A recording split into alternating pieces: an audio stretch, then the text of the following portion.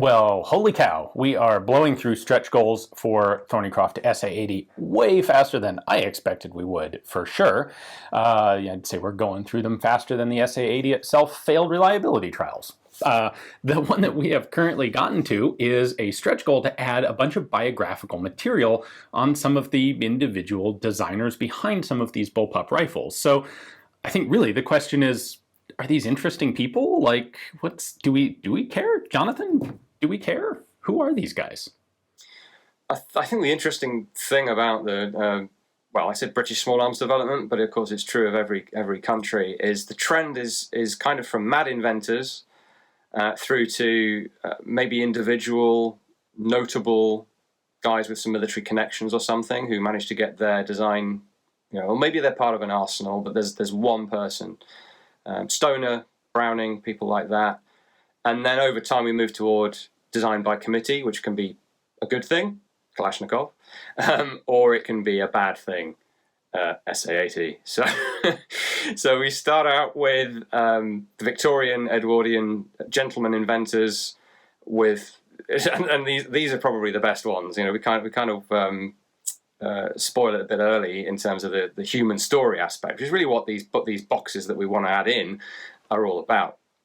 And so it's part of the Thorneycroft story, but it's actually Farker of Farker Hill fame. These guys are all quite well-to-do, well-heeled guys with usually some military connection. And Farker and Thorneycroft were mounted infantry connected, if not actually so. Or Thorneycroft wasn't actually involved directly, but his brother was in the Thorneycroft's mounted infantry. So we cover him, and then Farker will always stick in my head because of this brief. It's a brief section, but a really fun one, I think. A scandal where, as far as I can tell, he is stalked by a music hall performer called Kitty Fairdale, which is one of like 3 pseudonyms. And as far as I can tell, she never actually was married to the guy, but wrote letters like she was, and then threatened to kill him. So, spoiler there, but I think hopefully that will interest people in getting the book and reading some of the human aspects that go into these otherwise quite impersonal and technical objects.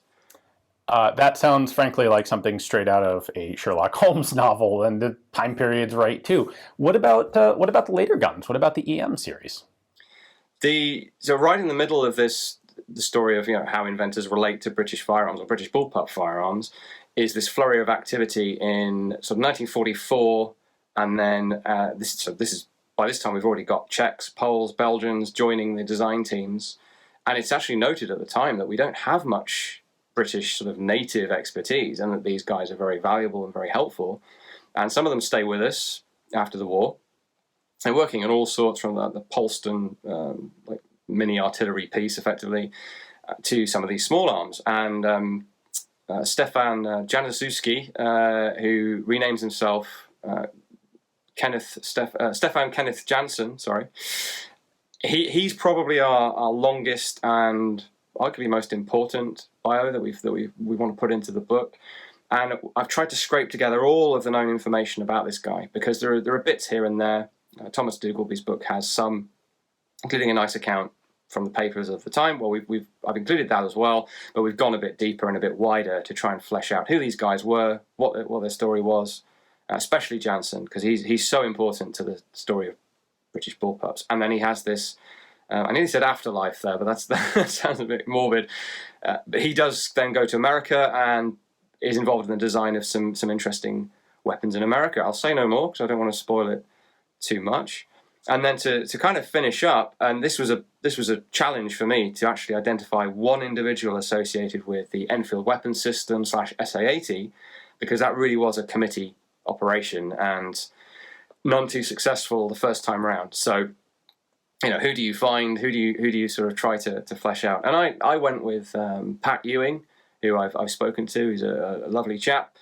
And he sort of inherited the project and oversaw the redesign. I think this will interest readers because it's we often look at these 2 iterations of SA80 and go, is this where it all went wrong?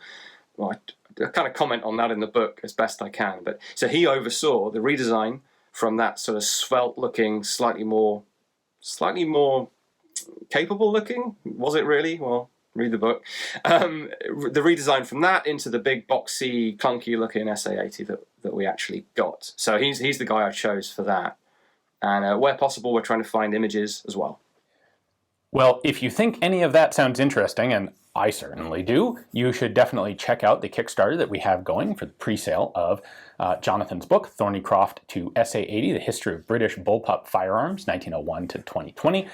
If you haven't ordered a book already, definitely check out the Kickstarter. You can help us hit even more stretch goals and make the book even bigger and better. Thanks for watching.